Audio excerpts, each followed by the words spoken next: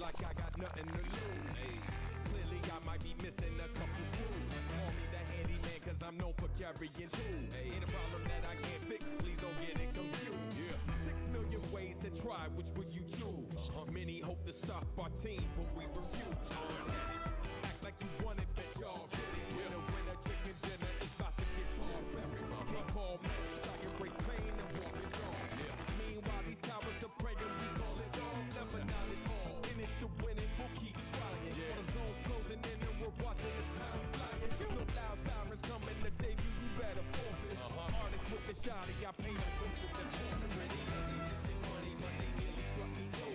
They must be feeling lucky, straight anybody that move. I let hit these dummies, get them money before they getting you.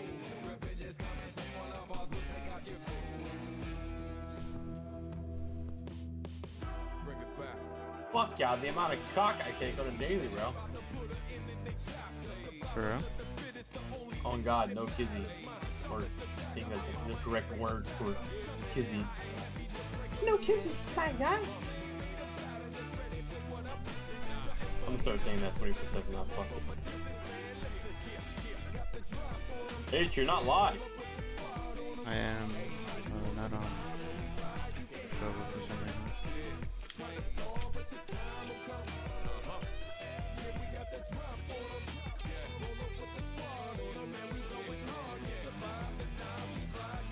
Let me re-add it.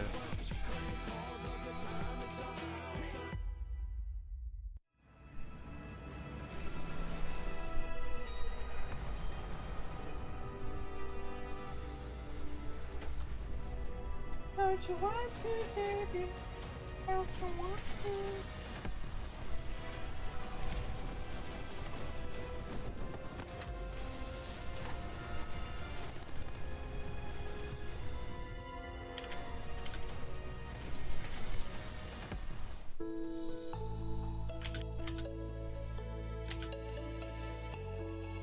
I am alive now. Oh yeah, I do love penis, I must say.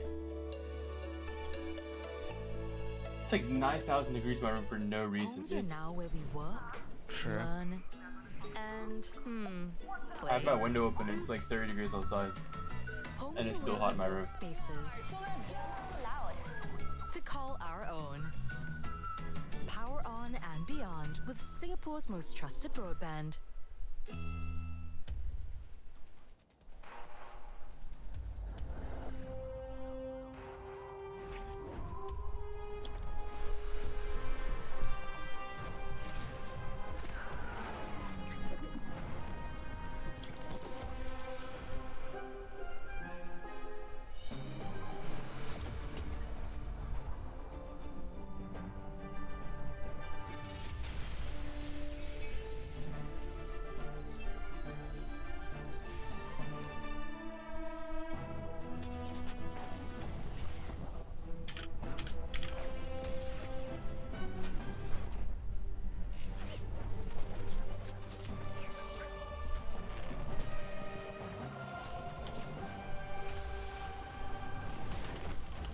Yo, my ring's stuck in my finger. Oh shit, never mind, I got it off. How is it you?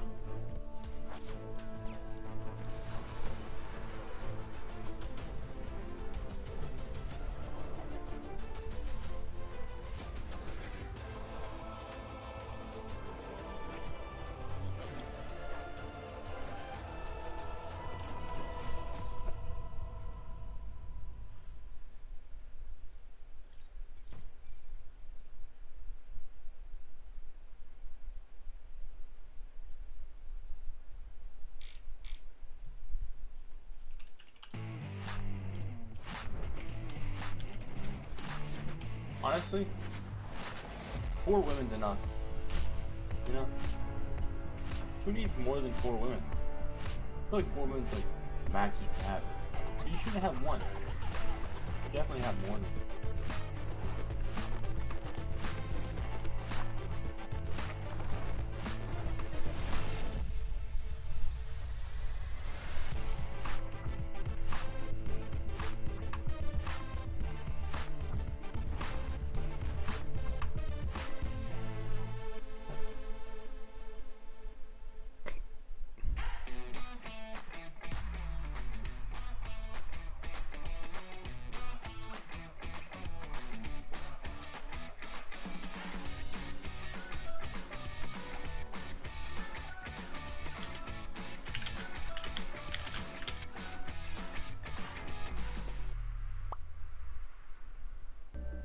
I saw the first light, the first steps. Now I see much more. I capture Earth in all its beauty. I see action. I see drama. And I see it in the finest detail. Moments of inspiration. And the first steps. I am the 1 plus 9.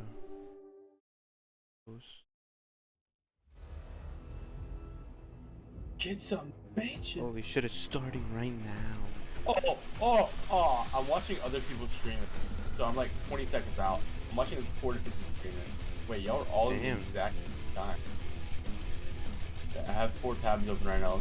We're streaming it. Just because I'm a good viewer. I help people build their watch hours.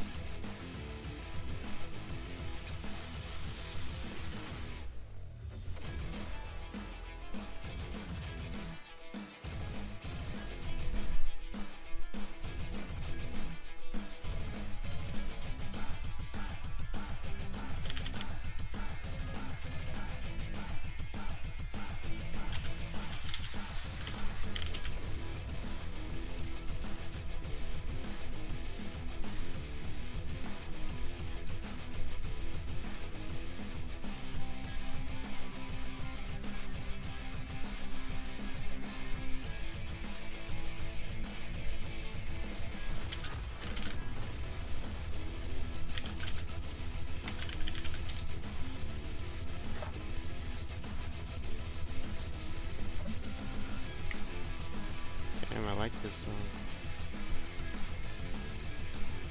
I'm kind of, where are you watching it on? Twitch?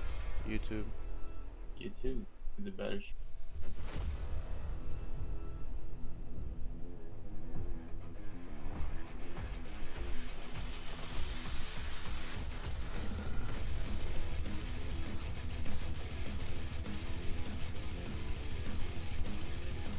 Bro, how are you seeing first zone?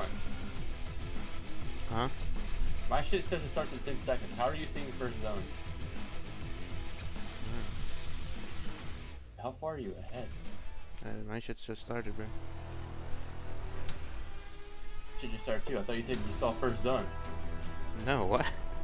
I swear you said that shit. No, bro. I'm like, yo, how delayed am I? You're crazy. I was like, this man's like 3 minutes ahead of me. That's like the whole 30 minutes, man. We got another hour and a half talking. Alright, I'm gonna go play Mountain Blade Warband. Pause all these.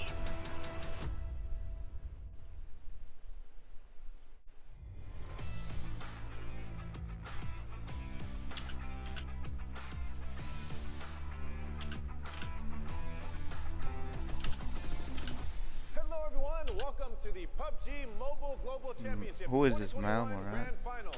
Not sure. I'm your host, Miles Moretti. We are gathered here today to witness 16 of the world's best PUBG mobile teams duke it out to be crowned PMGC champions on the most prestigious stage in mobile esports. And let's not forget what they're competing for. Our champions will claim the lion's share from the $6 million prize pool. I think it's about time we meet our competitors. Ladies and gentlemen, please welcome your 2021 PMGC Grand Finalists. From the West, we have Chaos Next Huya,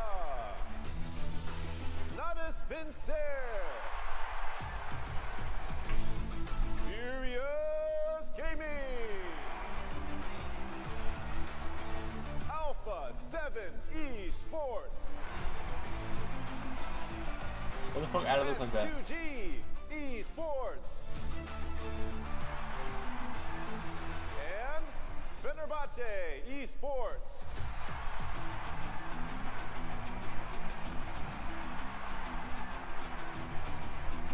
From the east, we have DWG Kia,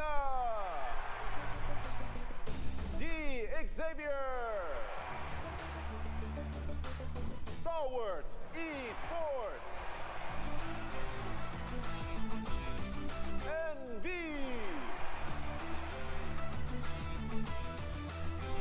Nigma Galaxy,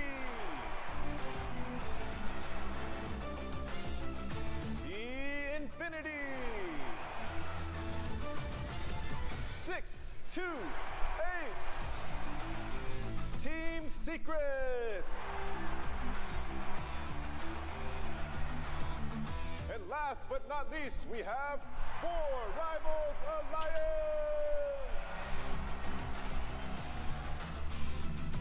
Jesus, man, it hurts me watching And this. by special invitation, It honestly hurts me Battleground watching. It hurts because I'm not there, man. Godlike You know what? It hurts because It I'm not there hurts. too either, bro. If I never retired 13 times, I'd be there right now.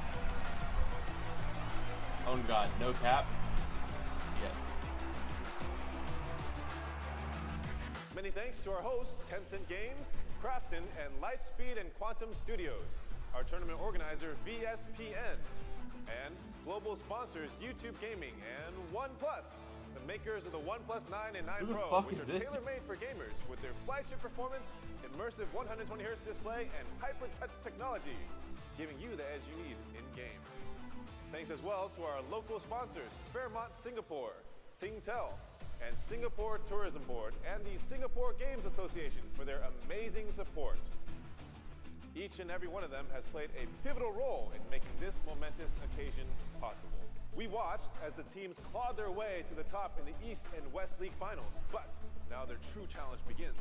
Over the next 3 days, we will witness what the world's best PUBG mobile players are capable of as they finally come head-to-head to find out who will be the next to glory. Ladies and gentlemen, the wait is over. The PUBG Mobile Global Championship Grand Finals begins right now. I wonder why Jonathan is in that team but not in GSM. Use some pull the. Huh? Thank you Did you so some much, leave to see? Mr. Moretti. Yes, we are here No, live they're in for the India, PUBG but Mobile they got Global second Championship place. But Jonathan is 2021. in- It is the is in grand this. finals, and it's time to find out who our best team in the Because he world was in will TSM, be. We got so some I special don't know teams why he's coming in not from in it India. again. Finally, we're getting to see India come back into life here, but it is also time to not only introduce myself, as Mr. Moretti got to be the host there. I'm the, as guest host, I'm Jason Capri, as you might recognize me from pretty much any PUBG Mobile event ever happened. Not to toot my own horn. We also have the handsome gentleman to my left. Your guys is right. We got Max, man, and we got Seven Worlds Gaming. Max, man, it's been a while since you've been in Alright, person. well, I'm gonna fucking play Mountain Blade more, man. This shit gonna bore me. Been since what, a year ago? Gotta Is- fucking. A year. I mean, I've been doing Dude, great these teams are all trash compared to me, bro. You think I are going to be able like to watching do these guys? Hell in no, this they're event, dog. because we've been having a Can't lot of compete. rivalries No one can between East and compete West. against my But guess what? Now we're gonna skill find the level answer of for something expertise. East. Damn. Watching some trash players like that, dude. Given to West, but nice is East. Just I mean, that's the question, right? We always talk about East being It the just most hurts me. dominating region, but what about I mean, we Godlike already coming know from who won. India? Hey. My boys Yeah. coming into this India. game. Nova. I'm curious to see if they can live up Nova's to the gonna hype win. over Yeah, here. Nova. But also more importantly, it's been over a year since we've seen them It's play. so at the obvious international Nova's gonna level. win Before we this. do talk early in depth about them, let's update you guys on what's happening throughout these next 3 days. 6 matches a day. Max, quick math. How many matches in total is that? That's 18. 18. Yeah. Perfect. We did Yeah, not rehearse good that start. whatsoever. But of course, at the very end of those 3 days, They of always play, pull some we'll shit have out of their our ass in champion who fucking takes finals, home, bro. was it 1.5 yeah, million? people are always like, Biggest prize for a mobile game of like course, no, is bro. They first literally place. just 1.5 randomly million win coming back worlds as a every single millionaire time. by Doesn't taking matter first how place bad they're alone doing. in this tournament. That's just never seen before, and that's a lot of pressure. I mean, 1.5 mil, I would feel a little bit stressed at least. Yeah. I mean, that's like half the Seven's day rate. 7. I mean, we always get to talk about like kind of the format of the whole thing. Besides the prize pool, which is ridiculous. The point system, for me, at least in this last year alone, has given us so many close finals, and I'm expecting it to happen yet again. It has been so great. I mean, so many things have come down literally to the final match. Yeah. The final play. It can be just 1 point away. It can be one elim that separates the teams. So it's going to be interesting to see if we're going to see that maybe here towards the end again. And noticing expecting that maybe that 1 point could be the separation between Not a coming single in NA there and team. unfortunately NA is not fucking really dumb. close to it. But we can see our participating dog teams for here in this event. Remember, 13 16 years. teams. We have 6 coming in from West. We have 9 coming in from East, and we have that special invite for Godlike here. And I mean, off the bat, you know, Max, let's just jump into this. Which teams are Yo, you what's really up, looking out Savage? for to perform well in this event? I know, I did East, so of course I'm going to go for some of the teams from East. The 2 teams that have been extremely consistent, extremely strong throughout the entirety of the PMGC League stage for the Eastern region. For me, I have 2 in mind. It's both Infinity and also Star Wars. They're just 2 teams that were consistent. Their fragging potential is absolutely insane. And when it comes to closing off games, which not every single team out of these 16 teams can actually execute well, I think these 2 teams are just miles ahead of the rest and have a really big shot for that first place. Okay, well, Max, if you're talking about East Team 7, I'm hoping you're going to talk about a couple of West teams for us. You bet. You bet. I'm just going full on West. Okay, I'm gonna be supporting my boys. And with this one, I mean, the main 2 teams I'm gonna be looking at, and especially shout out to Nexria. They were the champions, right, out of West. But I'm gonna be looking at what Navi is gonna be doing. I'm also gonna be looking at what Alpha 7 is gonna be doing. And the reason why I mentioned that, in case you didn't get a chance to see West, they were fighting every single match that we did in Erangel. Their rotations were very similar. So I want to see if now the time that they have had, right, if they're going to be able to readjust to that, if they were able to find different patterns of what Alpha 7 was doing in regards to my top 5 and then what Navi was doing in are regards to that usually gets a We're bit. really excited to see how they're going to be adjusting to especially the finals. 3 days, 18 games. Yeah, exactly. Wait, and for me, is my looking at, team you know, getting West in attacked? general, Hold up, no the shot. story of West was not about Alpha 7, obviously a little bit of redemption my story, fault. especially for Korea. My kingdom coming is into getting the event. attacked, But it was but the my fault. domination of Turkish teams, man. I'm You had perfectly Nexria, safe. you had I'm STG, not. you had Fenerbahce. They really put Turkey back on the map, where football has left this kind of giant hole. Yeah, I think before that we had every single Turkish team qualify from the European PMKL Championship into PMGC Western League stage. So really, the Turkish representation right now is at an all-time high. But on this international stage now, with That teams shit from is the East, stupid, can they bro. compete? There's That's the 3 big question Turkish to answer teams. here. Well, speaking of competing, Damn So Ron, our dumb. winners They of get, like, East tied, coming or in they from just South qualify? Korea. Unexpected, I think we should qualified, say. right? No one would have guessed. Yeah. The team who ended up finishing, well, in what place in East? They were Because very low down. fucking West 13th place was to come out literally first in 90% the Turkish finals. teams. Completely unexpected, but I think the real question They don't for know them how to here make a is, fucking Max, format. Can they do it again? Hopefully they can do so. I mean, we talked a lot about this one with Kalaris, especially on the East show, and we talked about how dominant the Korean region is as a whole, mainly in PC games. Aquí But no mobile games, puedes. they're not there just yet, but they are No sé. stepping up big time. And you had a few individuals that would step up every once in a while and think it potentially see, back. That guacamole. Forrester was stepping up sometimes, Sung especially, but now the entire Wait, they got a team coach back is there? performing at a really high level. If we see the same Damwon that what we saw in the league finals, I think they could be a really, really big hassle for all the teams in this lobby. So I don't even know Damwon, who if they none can of make these it happen players back to are. back, that would be a huge step up from the Honestly, I haven't watched comp In 7, like this outside of team, NA in like 3 they years. were kind of a letdown in league stage. I mean, I'm not gonna be nice about it. They were definitely a letdown. We saw one chicken dinner early on coming out of Sung, who just snaked it to the very end and won a 1v2. But this team, if we talk about these marathon events, right, where you have 3 weeks to play versus Wait, these why do I sprint miss events, that? which is just a finals, you're seeing here this team was able to step up like that. Especially if you look at Nova last year, did the exact same thing. Yeah, and something that I really like actually about them one is the player Uni. The way he was able to confirm a lot of the damage that he did into actual Illims. I mean, if you compare them, the second place person in regards to Illims, he had 34 Illims, 7,900 damage. Juni was in 3rd place with 5,800 damage and 32 Illims. So those are kind of stats that it's going to propel your team immensely, especially if you maybe have a bad game. You can always count on Juni maybe being able to steal an Illim, something along those lines. And the question for me is obviously with it being such a sprinting event, right? 3 days to play, 18 matches in total. Yeah. It's about if those teams can have those good matches when they need them. If you're a team that's really inconsistent, you have high highs and low lows, this is an event that can technically work in your favor if you can maintain those high highs, but obviously work against you if you have those low lows. And there's a lot of teams 1750 technically gold a with that day. same kind of pressure. You look at the likes of Infinity as well. Like, I mean, that team was so consistent in league play, and then they go into the finals and they didn't perform up to scratch. But speaking of Infinity, one man who always performs up to scratch, Newsy. We talked about him so many times, Max. Yeah, Professor Tarzan hyped up the guy before the PMPL League stage, saying that he had the potential of being the MVP, got really close. Most of the time fighting it out with some players on Stalwart, especially at Cheers, the top, man. but Newsy was always on top of his game. But I don't want to give credit to only Newsy, really, because we talked a lot about him, but when you're looking at the entire team, Mela, Logan, got Turney in particular able to clutch out these moments. This is not a team that has only a star player. They have a star player with players behind him that will allow him to just perform so well consistently. I think that right now Infinity is just, as Kalash would say, a full championship caliber team right now, and I think that they might have the chance of being a world championship caliber team here. What about Timber 7? We had him coming in as well, the MVP from S2G. I heard you say a championship caliber team. That's what S2G is for me as well. They were that team that was able to flip that switch. They were able to be patient when they needed to be patient, but if they saw a weakness in the team, they were able to just full on attack and make sure they collected those points. So in regards to Timber, I mean, he was able to get great stats, 30 ilms. He was able to be the best player. Mommy? Sorry, mommy? With Alpha 7. Speaking of mommy, if there are any hot goth player girls that I'm going to be calling out right off the bat is actually going to be my Discord ID because we is didn't really get a chance to see capital much S, of hashtag him until the very end 6823. during the West. So I would like to see if Alpha Sim is going to be relying a lot on Revo, if he's going to be relying a lot on Mafioso. Luckily for them as well, Senatexa was able to have pop-up moments and clutch moments as well. So it's going to be very interesting to see how Alpha Sim is going to be doing, especially Korea. All right, well, let's take a look actually at a really cool comparison. I love the idea of this, comparing the league points here between West and between East, or sorry, the finals, I should say. And we can kind of get an idea of like where the domination was. You can see a lot of East teams ranking above the first place team coming in from West. You see Nexria being the first team throughout there, but you have Damwon, Dig Xavier, and Stalwart Esports ahead of them. Yeah, Dig Xavier also coming in hot with those 5 chicken dinners, of course, coming into that one. Dig Xavier with a big surprise, and I think a lot of people did not expect them to do that well after, what I would say, a middling performance in the league stage of the Eastern PMGC.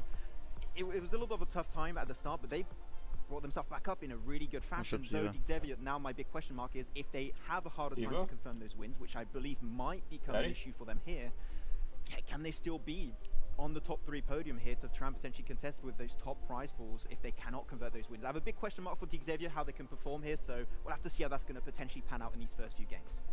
All right, moving ahead though, taking a look at who our most deadly players were when it came to the Super Weekends and the finals. And when we talked about him before, we got to talk about him again. Well, actually, maybe we shouldn't talk about him since we already did touch on him. Maybe we should talk about the man to our left here, top. Stalwart Esports, a team, a championship caliber team, hands down. Every single player can pop off, but Top did so. Yeah. As I called him, a shiny Korea. Okay, we found a shiny Pokemon over there, it's fine. But yeah, Top and Action are the 2 players. Even though Action is not here, you still got to give credit to the duo that are just incredibly deadly, and Stalwart with Pika being the IGL, long-range player, and Scribe being the one to create opportunities for the team, finding those off angles and flanks to try and create a good opportunity for Top and Action to perform and get those frags. It's just so well executed every single time. I just love the execution. But on the other side, you have Kelsey here, 7, that is just with the synergy and the experience of Silas brought to the table, as just able to step up big time. Yeah, and just the way they're able to put themselves in the map. They've been doing a lot of middle of oh my god, of the PMGC special set. I'm gonna assume everybody in the lobby has to wear that shit. They also spread out a little bit. And honestly, right, I know we're talking about this, Max, small children, put a gun on your head and you don't fucking do it. If you fucking do it, or we're fucking killing your entire family and murdering your kids. Because Nova tends to play that kind of middle of the pack strat as well. And another thing that we need to mention as well between these 2 teams is SGG has been able to prove that they can play very passive. So who's going to be the most patient team and who's going to be willing to strike at the right time? Well, speaking of patience, I think that's something Max doesn't have, because unfortunately every time we do an event, he can never seem to get what he wants out of it in terms of in-game skins. We have the PMGC 2021 special set. It looks phenomenal. I saw Ocean posting over on Instagram earlier on today. Max, I mean, this thing looks sick. You know what? I'll try. I'll try and do some pulls tonight. I'll see if I can get it, but my luck has never been good, so it's probably not going to happen. But I'll give it a try. Yeah, you never got the Tesla, did you?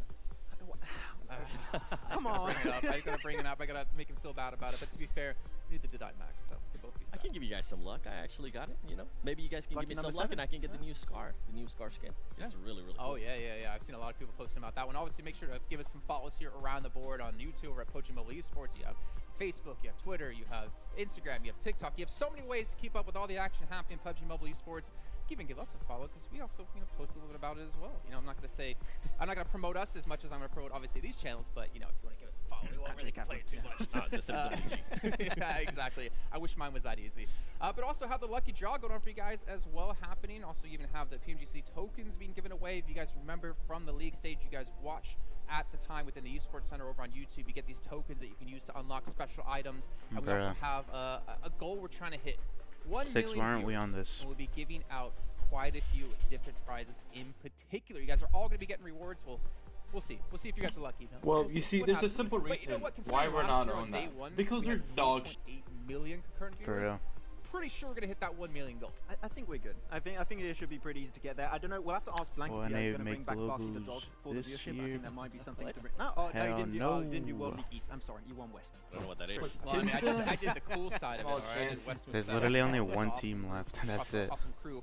It's But to literally give you just. guys an idea, It's- what we're if gonna be Knights playing doesn't and make it, then when. no It's one's gonna gonna be- off on Erangel. We're gonna I'm have assuming 3 it's gonna be Erangels a Tensei, day, 2 Coops, Miramars, Xenox, and one whoever else. Sandhawk. So things will be getting hot and moist. Will they make it a middle part finals? of our Oh, day. no, yeah. Fuck But I'm no. really interested to see which teams are gonna have consistency across the most important maps of Erangel and Miramar 7. See, why you had to throw that one to me? I thought you were gonna say Sandhawk. I thought you were gonna see Madness. I was thinking already of the hot drop that's gonna be happening Erangel. on I have no Sandhawk hope. as well. But in regards to Erangel, I mean, I Yeah, kind of hope. have to go back to what I was saying with Navi and Alpha 7. It's gonna be very interesting to see how those teams are gonna be playing as well. Now on the top towards Severny, they're gonna have to worry about Team Secret if Team Secret does decide to drop there. Something that happened a lot to Alpha 7 especially during the West Finals, was that Alpha 7 kept getting caught off guard. They weren't really expecting for a team to still be there. Alpha 7 has been rotating very late as well. Look at the So it's gonna be Wikipedia of this interesting to see shit. how they're gonna be able to adjust to that. And then we have No Nova that balls. lands in Godka, right? What's the If prize they ball? decide to, we usually tend to see them play mostly middle circle. Alright. But let's say we end up getting some kind of great circle, right? Sheesh. Yeah. And we know the Nova accuracy. We know what Paraboy is able to do, right? If those teams decide to rotate left, or if they maybe get caught in a rotation, it can be Damn. very hurtful for them. We only have 18 games. What? If you have one bad Anything game, below 6th that's, place is it's actual become dog Yeah, shit. and out of 18 games, you only have 3 Sanhok coming in play. My one question I have, Jason, Oh, right yeah, now is right. Enigma Galaxy. Alright, Rauf gonna be healing out in the blue. Exactly. Pretty much guaranteed. Literally- Yeah, Gonna happen. taxes and Rauf healing out. Bro, in this blue doesn't and make getting any McGalaxy a lot of sense. it. How is Big first portion of place their a points come out from million, those helos, happening on Sanhok. So 1.5 when you have 3 now, I mil, wanna see how much and then they second place potentially is evolve 600. On those Wrangles, on those Miramars in particular, they did get a What? win, a very big win actually in Miramar in the league final of East. I want to see a little That's bit a more consistency in those maps, and humongous so we chunk. could see the Arabic region with Enigma Galaxy They step up said, big time. fuck your money. Yeah, and Everyone speaking in of first place big gets it. time wins, big time plays, big shout out to OnePlus. They just for made it so, sponsoring like, here at PMGC with the you OnePlus have to 9 do Pro. good to actually you get money. 90 FPS ultra smooth gaming. And when you use a OnePlus, you never have to settle. So keep that in mind, as well as a big shout out to Fairmont Singapore for catering PMGC for the highest degree of pampering and 5-star award-winning hotel service. I wish we were there, because that would be great. I know Seven, myself, Max, we'd be sitting there in a chair, getting our nails did, Pamper us. getting what a pedicure it's called. Getting I've a never tan. had one of those. I get a tan most likely as well when it's snowing here in Berlin, which is where we're currently doing the show from. But guys, I mean, we're almost actually about to kick off our first match here, and I'm getting really excited, really pumped up for a couple of teams in particular, and I want to start to focus a little bit more on them. I want to start things off talking about Godlike. Yeah, team from India coming in shit, from alarm. BGIS. They have not played in an international competitive event like this since 2019, if I'm not mistaken. Like, that's how long it's been. The drought has been a very long time for teams from this region. They have so much pressure on their shoulders, but the upside for them is, in 2019, they played in the PMCO global finals for the fall split. Yep. They're used to this kind of pressure. They're used to playing at this kind of caliber. They have 3 players returning from that, with Clutch God coming in from Team Seoul, who did play as well in there. This team has the weight of an entire country on their shoulders, and we know how passionate the Indian fans are. We know how strong India is in general when it comes to PUBG Mobile as a region. But the problem is, they haven't had a lot of time to prepare for this event. Yeah, that's the thing. Odds are stacking somewhat against them because they didn't have time to prepare that much. They also had to travel. So the last You know time, what's it funny, got a little Six? bit complicated on their side, and of course the drought you just mentioned What? there, Jason. You're the only Makes it a one, little the bit only NA hard for them player to try and that has get that done experience, something in but they did in globals. the past, back in 2019, they had some really good results. Yeah, They're coming back in in the 2 scene. years since I've I done said that. it, a top 5. Yeah. If they make it a top 5, Yeah, now, trash I would treated. be genuinely impressed because this is going to be a really rough tournament. And for it them, hasn't so done we'll see if anything. they can make it. I'm not even gonna be impressed if they get top 5. So I'd be like, yeah, just another day at the job for them. And speaking of Godlike, go ahead. Seth, with really quick. Godlike, I was actually gonna mention Clutch God. You mentioned yeah. him. He Oh, yeah. used to play with Team Soul. That team didn't really do so well. We expected You know what's a just funny? big hype for Clutch God, What? and it just Talking didn't about happen. See, Roger. maybe the Oh, God. pressure of being on the big major Oh, event okay. kind of crumbled him a little bit. Here, now he has a lot more. Yo, can this shit experience. start already? I literally Team rated for 13 now more than villages. 2 years. So Yeah. it's gonna be Stop it. very interesting to see Probably. if finally, right? We had so much Still hasn't expectation started, dude. out of Clutch God. If finally we're gonna be able to see it, and they then stop- how is he hey, gonna it's be working 7WG together though. with Jonathan, Good because we know Jonathan, at least for me, he's one of the best players out of India. So I'm gonna be excited to see if they're gonna be fragging out, how they're gonna be able to work together as well as a duo. Yeah, well, that is why, for me, as we just talked about, why, in my particular opinion, Godlike is a team to watch here over the course of the event, especially in this first match. I want to see how they start things off, how they get things going, and on the note of Clutch God, I mean, he's in the same boat as Frozen Solomon from Next Korea. At least he was back then, right? There's so much hype around this player as an individual. Clutch God unfortunately didn't live up to the hype then. But speaking of hype, Max, which team are you looking out for to watch? I mean, I already talked about Star Wars. You know, this is a team that I think could be going for that first place, getting that 1.5 mil. They just have everything ironed out to perfection. So Star Wars is going to be the one that I'm going to be supporting until the very end, and hopefully they can make it go really far. Godlike didn't even qualify. Okay, so Godlike for me, Stalwart for you. 7, who do you got? Dude, but as Who's Godlike? come on, you know I had to go without right? the 7 for all the Godlike is stuff Godlike. that I've been mentioning. They only got 4th How they're gonna be place in their adjusted. tournament, And but this no is a one team else had that can passports, so definitely carry they're momentum. And allowed if they to can go. start hot, I would love to see how they're going to be able to carry that momentum. Wait, so They who won it? dominated. I mean, think dominated is an I don't understatement even when know, it came bro. to PMPL Brazil, right? They were the most pretty sure I formidable force saw coming out of that fucking, region. And in particular, you have I just saw Texa, TSM he in actually second, played back in I 2019. remember. He's here yet again on the big stage. Carrillo's back from last year, who's looking to redeem himself and obviously help take Alpha 7 to the next level. If you guys watch Between the Battlegrounds, well, if you haven't, you need to go watch it. But you get to hear about Carrillo and talking about the problems they've had within the team and him trying to help step back up for themselves. And speaking of stepping up here, we're going to step up the hotness game on the show. We're going to bring our commentators in for the first time of the day for the first 3 matches. Necro, Mustache, Dave, take it away, boys. Hey, Holy shit. You, It was Jason, Max, Skylights and Gaming that won it. Beautiful work. Yeah, I've And never then heard of TSM couldn't go, and then We got Team 18 EXO couldn't go. games, Necro. Are you pumped So up? it's Jonathan's team Oh, here. dude, it's not even a question. Bro, Definitely the pumped prize up, man. pool I is mean, the first trash. game of the grand finals. Dave, you've been Jonathan's waiting team for won this moment for a long time, $4,000. yeah. Ladies and gentlemen, good morning. No good shot. They're afternoon, getting 4th good place. evening. They got PUBG Mobile Yeah, Global bro, Championship first place Grand is Finals. 67. Got the best teams and And 4th place players is in 4K. the world What? right Why now. Bro, No these Esports prize are split- Godlike they do Esports, a Jonathan, terrible Alpha job 7, splitting the money. Carrillo, Stalwart Esports They're action. forcing you to 19 from the actually East, win it. 6 Like, teams from the West, honestly, 1 team it's from rigged for India. China. Best You of can't tell me it's 18. not rigged It all for starts now. Necro, let's get into the game. honestly. Oh man, it all definitely Everything's starts rigged, now. bro. Playing It's flat all Bro, battles, rigged. all starts I would be all the mad way as from down fuck if I'm south. This is Skylight gonna be an winning interesting and one, then not Dave. being I able can to go already to tell. this Hotness stage. to the military base. Sheesh. And Stalwart Esports, we of course know they like to drop in over of joy. Now, if you talk about a lot of drop clashes coming inside the Damn, bro. Finally, first game. And we already got a hot drop with Navi and Infinite. Yeah, Navi winning that shit. No cap. No kizzy. On God. No jizz. Is he dropping on him? Talking about the plane path, man. All the Yo, way down I'm no. dead. Lagging out, bro. I gotta south. stop Yeah, I streaming agree this.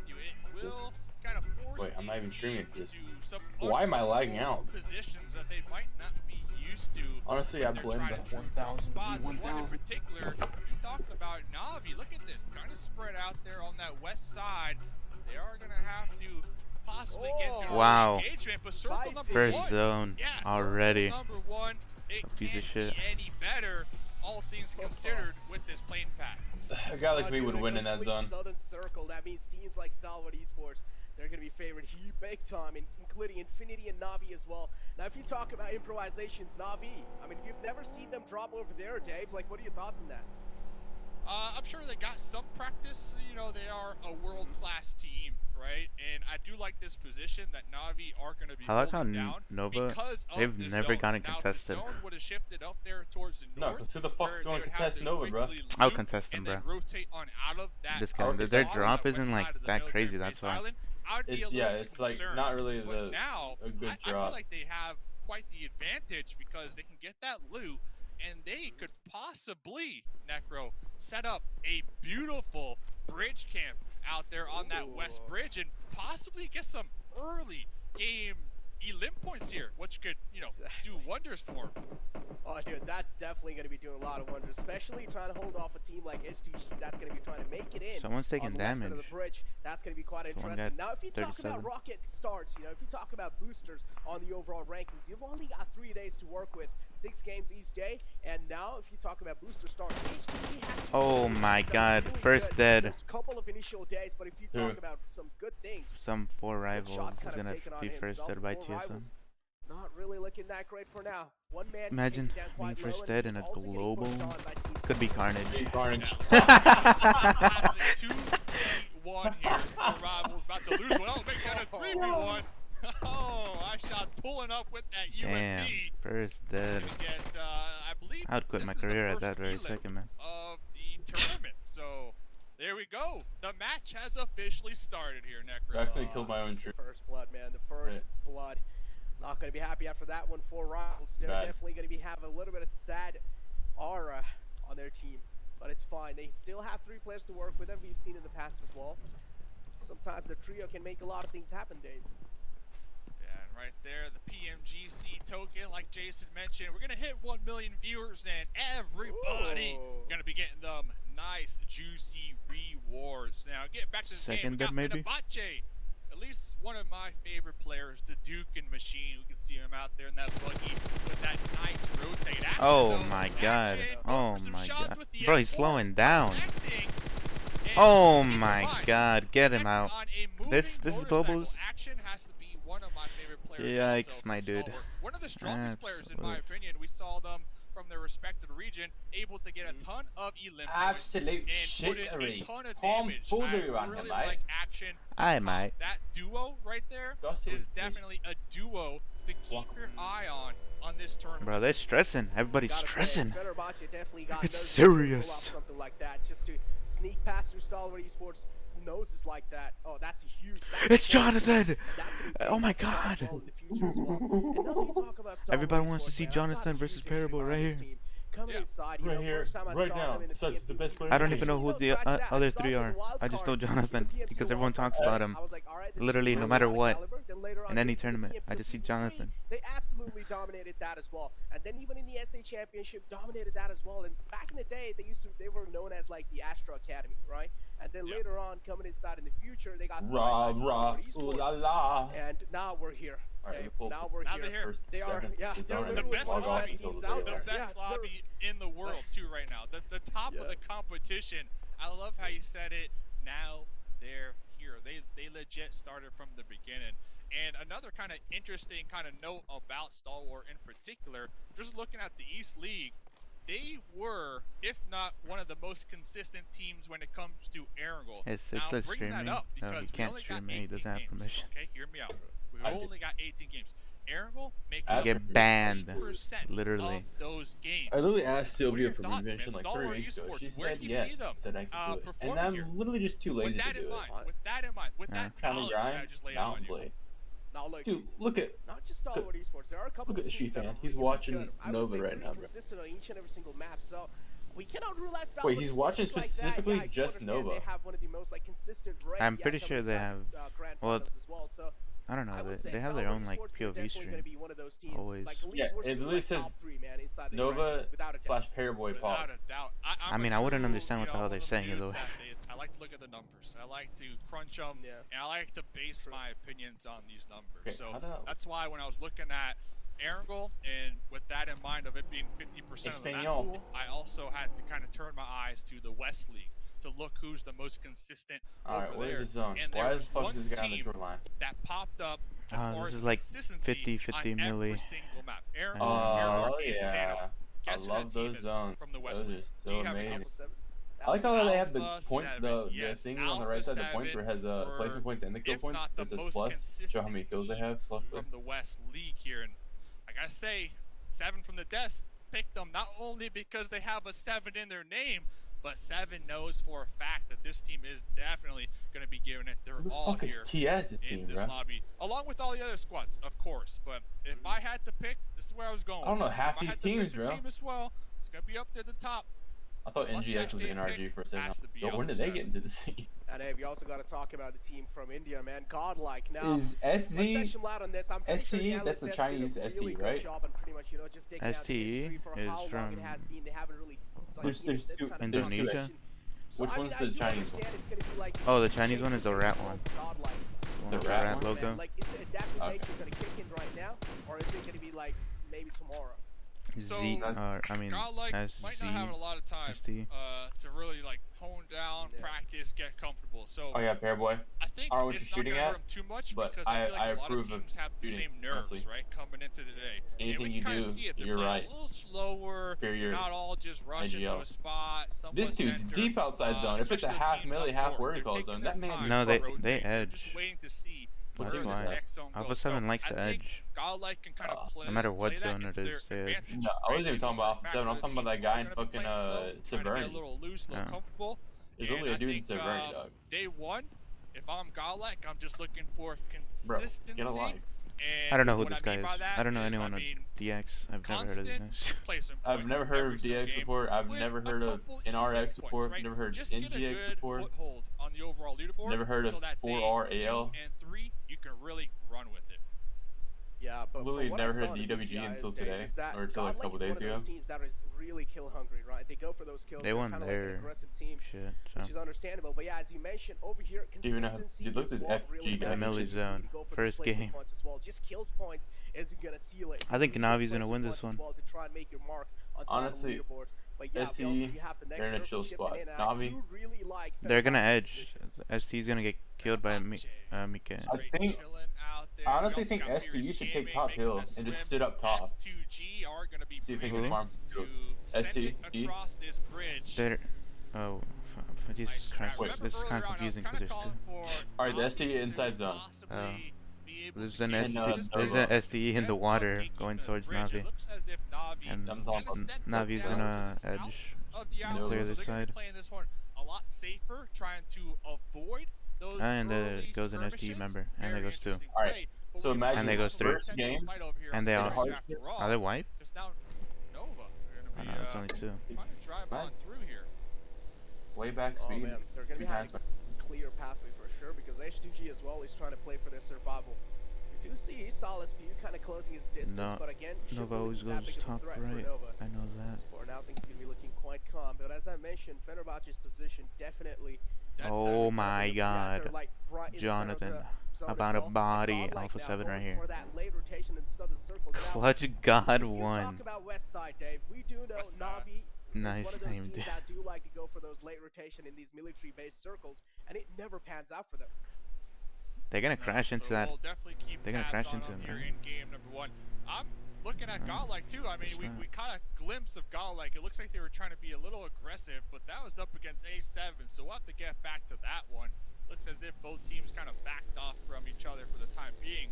And that's kind of the story that we are seeing for a lot of these teams here early game, is that they would see each other and then try to back off. They don't want that smoke. But talk Sheesh, about Shatter already wanting got that smoke. first 2 kills. Oh, the boat taint, yeah, the failed boat taint out there on that west side of the coast. So Navi, they Dude, did honestly, bridge camp, but they are doing a titties, good my job of trying guy. to pick up whatever type of elim points. Wait, they is that the can out SCE there. that was inside zone or the one that was Dude, outside? Navi definitely just beaming him out the border. I don't know, I don't- man. Unfortunate I can't tell which one's which. 6-8.